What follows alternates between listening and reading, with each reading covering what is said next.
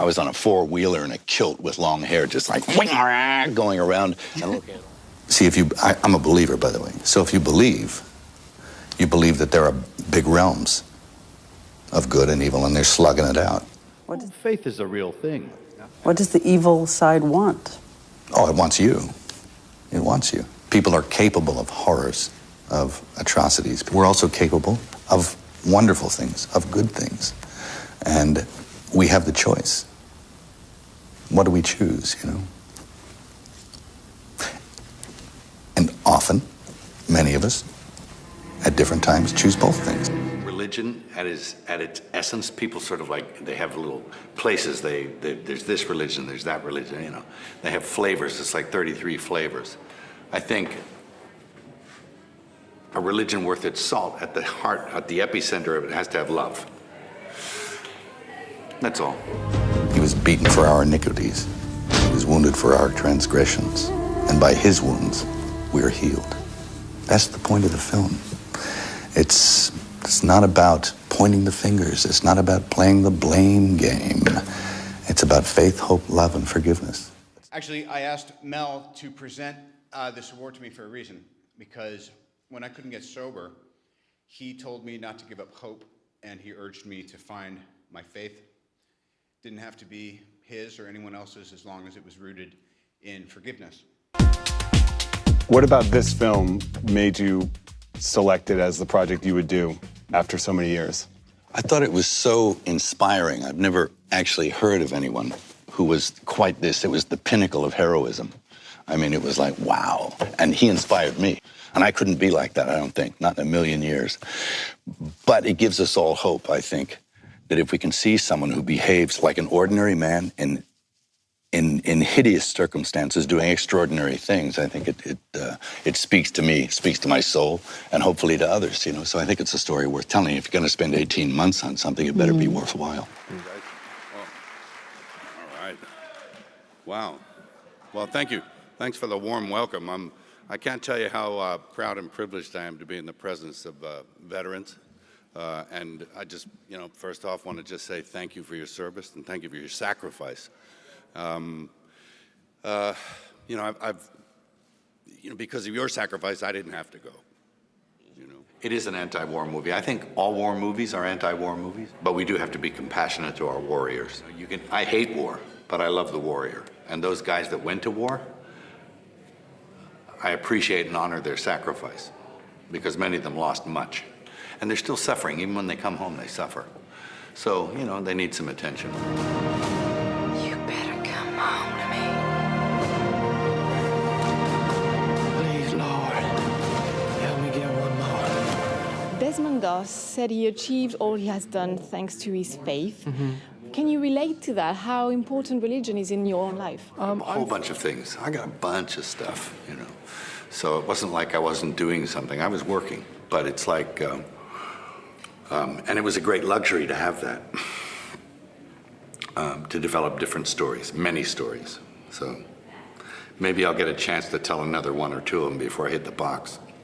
And it's certainly my hope that making this film, and we showed it to 200 of your leaders last night. It was an unfinished version, but I was gratified to see that many found it cathartic and helpful as far as the issue of PTSD and just, you know, dealing with the experiences of the hellish experiences of war. And I made it graphic so that people would really be able to appreciate what it must be like to be in a situation like that.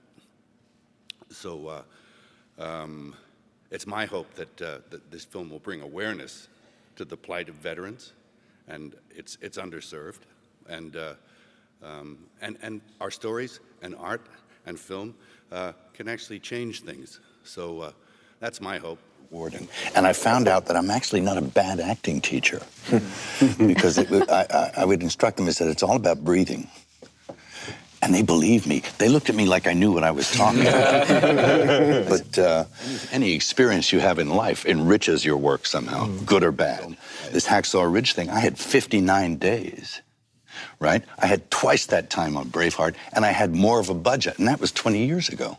I had 59 days to do like 3 major pitch battle sequences and stuff with the logistical nightmare of explosions and extras and soldiers and stunts and everything else, and it's just, I don't know. You don't know how you're going to do it. When we're kicked into this planet, we're like this little stranger on the earth, and we need to hear these things to reaffirm who we are in relation to our planet, our environs, and everyone else. I mean, it's our belief that by the sin of the first people, original sin, that the gates were closed to us, to eternal life, and that his sacrifice as a redeemer of all mankind was to open the gates to all of us again. I think evil is something that when it comes to you, it's not necessarily going to come with a sign saying I'm evil. It usually will come in an enticing form. Despair. Let's face it, I've been to the pinnacle of what secular utopia has to offer, right? It's just this kind of everything. I've got money, fame, this, that, the other, you know, and it's all been like, like here you go, like that. And it's like, okay. And when I was younger, I got my proboscis out and I dipped it into the font and sucked it up, all right? It didn't matter. There wasn't enough. It wasn't good enough. It's not good enough. It leaves you empty. The more you eat, the emptier you get. Help! If there's anything out there, help, you know. And if you're lucky, you'll recognize the signs of that help. Either crazy or an act of genius? Yes. Which? That's an unfair question. You're asking me to comment on whether I'm mad or a genius. I think, younger. Pain is the precursor to change, which is great. That's the good news. You know, I'm not a done deal. I'm a work in progress, and I'm extremely flawed. And I better continue to think that way, too, because it's the truth. Is the world full of conspiracies to you? See, it's gotten bad name, conspiracy. It's only logical to assume that conspiracies are everywhere because that's what people do. They conspire. If you can't get the message, get the man. So I think that's what we're engaged in here. We're engaged in character assassination. It's a thing to try and drive a wedge in between a man's own flesh and blood. That's my father, okay? I love him. And if they're going to try and drive a wedge in there, it ain't going to happen. Gibson? Their whole agenda here, my detractors, is to drive a wedge between me and my father. And it's not going to happen. I love him. He's my father. And you will not speak publicly about him I'm beyond tight that. with him. He's my father. Gotta leave it alone, Diane. Let's welcome Mel Gibson to the Harvest Crusade. Thank you.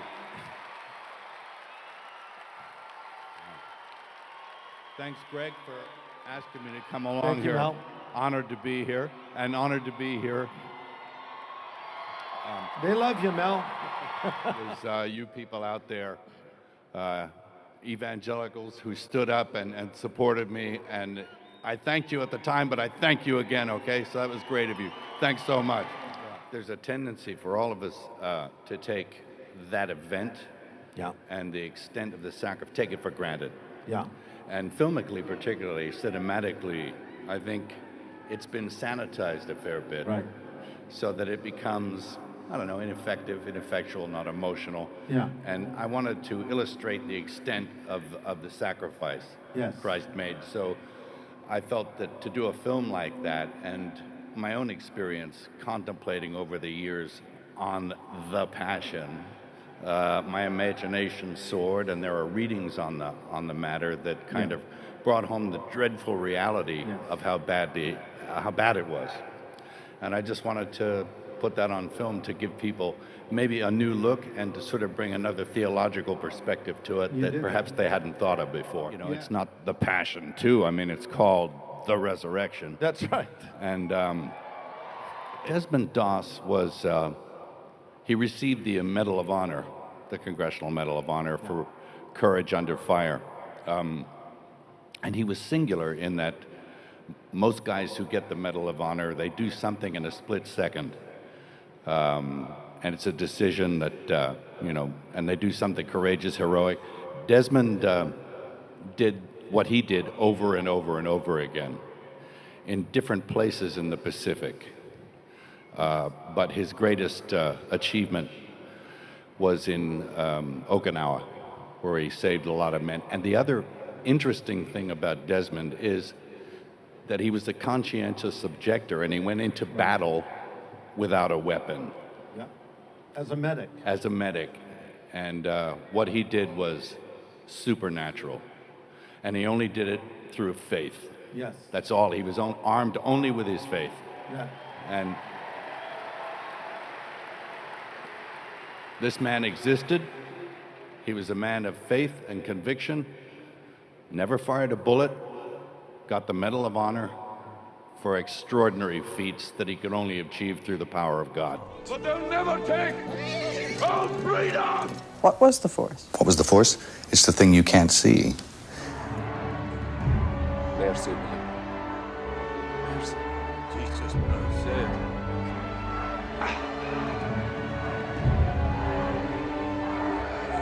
The prisoner wishes to say a word.